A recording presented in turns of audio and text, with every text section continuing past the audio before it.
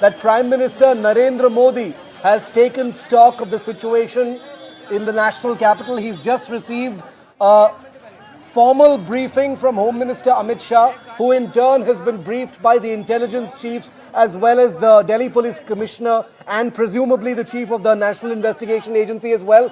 Prime Minister Modi taking stock of the situation, and he's just been briefed by Home Minister Amit Shah. Aditya Raj Kaul is on the spot. Let's go live to him. I'm getting a confirmation if he's live with me. We have him. Aditya, Prime Minister Narendra Modi, we can confirm, has taken a real-time stock of the situation. He's just been briefed by Home Minister Amit Shah. Aditya.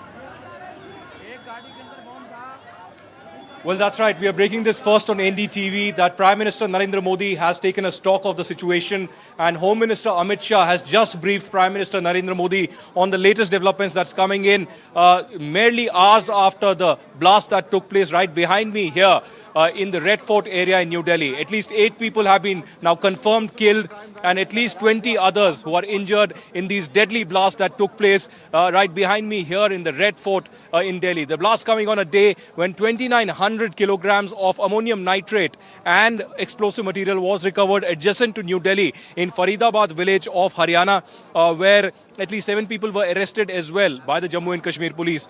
The latest coming in from here is that the Delhi Police Special Cell and Delhi Police Crime Branch teams have reached there.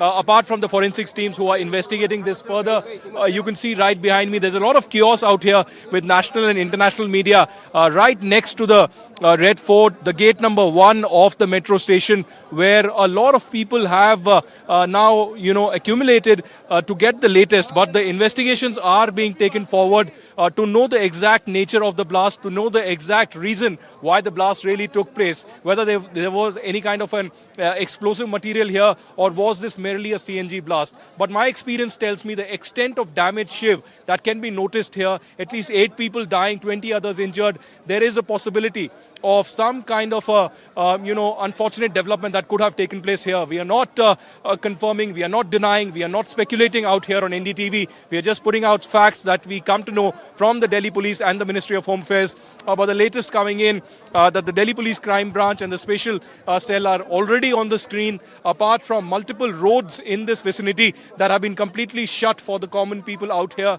And we will get you the latest here on NDTV as the investigations proceed. But forensics teams are trying to understand the exact nature of the blast. I have a confirmation from the senior sources in the Ministry of Home Affairs that at least 22 vehicles were completely destroyed and gutted in this attack. And you can see, just to give you a glimpse of where I'm standing right now, Shiv, a lot of police force, unprecedented level of police force, fire brigade, and other specialized teams that have reached here on the spot. You can see multiple fire brigade vehicles. While I was walking towards this area, I could see many ambulances still reaching this particular location. So all is not over from this particular location where unprecedented developments have taken place. Senior officials of the Delhi Police are also on the scene trying to investigate as to what the nature of the blast really is.